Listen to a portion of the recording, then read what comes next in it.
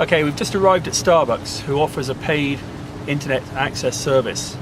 And what we're going to do today is to demonstrate just how quickly and easily we can set up a free Wi-Fi service to all their customers. We're not going to tell them about this, but this is a dSpot, low-cost wireless internet access router. And what we have done is burn onto this our own firmware. And we're going to connect it today up to a Sprint broadband Wi-Fi router that is providing 1 megabit connection. And we're going to do this in a vehicle. We're parked outside their location, and we're going to have the opportunity to power a beam of Wi-Fi energy across the Starbucks location. So when you search for Wi-Fi, you're going to find a free Wi-Fi service available at the same time as the paid version. Which one are you going to choose? We have a number of antenna options that we can use. This one is an omnidirectional, so if we wanted to throw a beam of signal out across the whole parking lot, this is what we would use. As an alternative, we have one of these. This is throwing out a 180-degree beam in a much more concentrated pattern, so they give us greater distance. So we're going to connect these up now. I'll show you just how simple it all is. We start with our Ethernet cable, and we connect one end into the WAN connection on the back of the router. We plug the other end into the LAN connection on the dSpot router.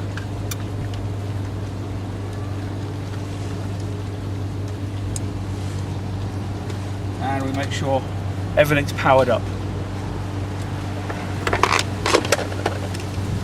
We then take our antenna, and from the rear of the dSpot we remove the left-hand antenna and replace it with our new one. We're now going to get a very high quality signal across to the Starbucks.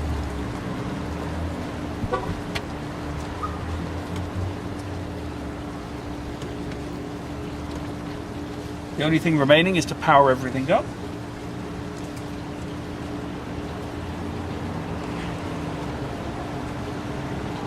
And we simply watch the lights to watch the DMZ light extinguish.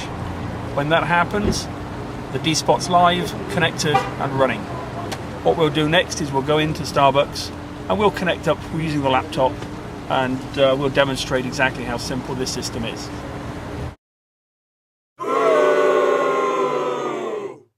Okay, we are going to go into the Starbucks with our own mobile dSpot. And we're going to show users you can actually log onto the internet without connecting to T-Mobile using our dSpot. And let's go into the Starbucks. I'm in the Starbucks enjoying my latte. Oh, we're good. All right. No problem. Different problem. All right. And here are all the connections.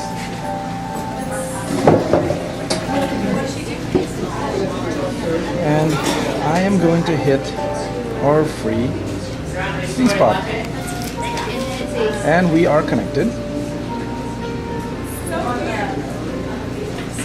And I'm trying to go out. Oh, I don't have the toolbar running. I need to run the toolbar.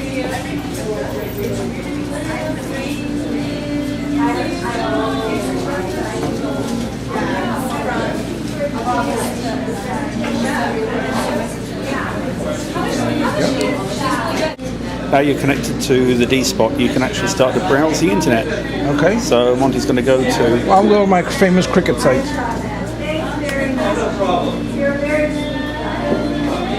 And let's see who's winning the game. I know South Africa is playing and Australia is playing. Let's see what the cricket scores are. Sri Lanka versus England.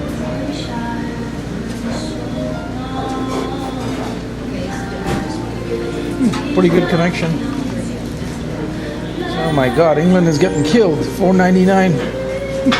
One guy made 213 runs. Let's see what England's doing. Oh my God, England's all out for 81. One of the lowest scores in Test match history. Unbelievable. Now, the ads you can see are being displayed on the screen, but they can be moved around by the user. So if Monty wants to move it out of the way, there it goes, it can be out of the way. And they'll always display in the same location every time. And here we are at Starbucks, and I could show again that we can view the wireless connection, and you see we are not on the T-Mobile, we are connected on the dSpot in Starbucks, having a nice gingerbread latte. Oh, very nice, very nice. Now, if Monty now closes the browser down, we'll see that the ads are still going to appear on the screen, because this is not a browser-based ad server.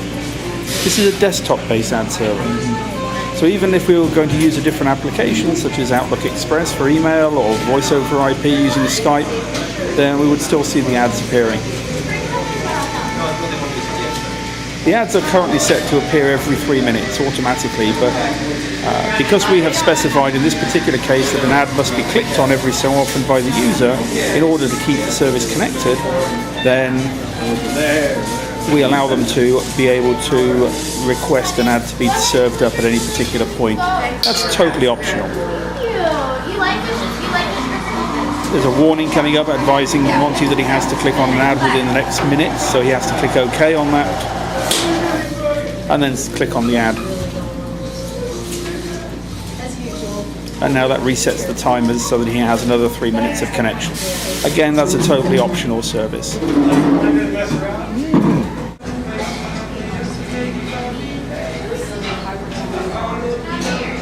Kleinhawk's website.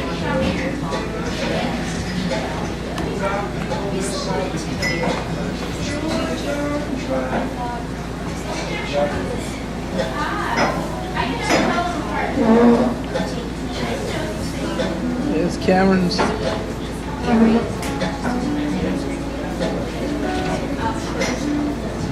Hey Cameron, it's Monty. How are you? Hey, we're actually here at the Starbucks in Thousand Oaks, and we're making our video, and we're actually showing the Kleinhawk site off of the free dSpot, and showing some ads flying around the screen. So we have a nice, pretty cool demo for you.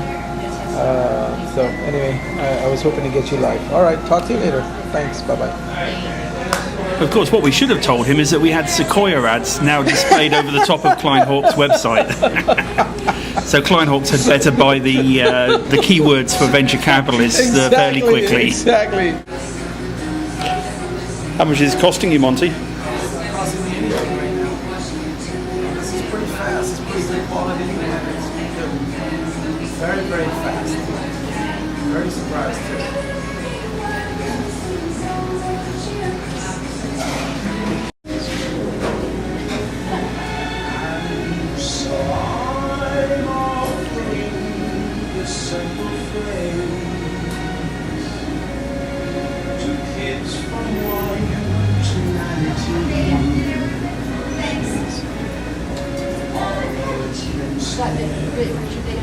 Maybe times, many ways.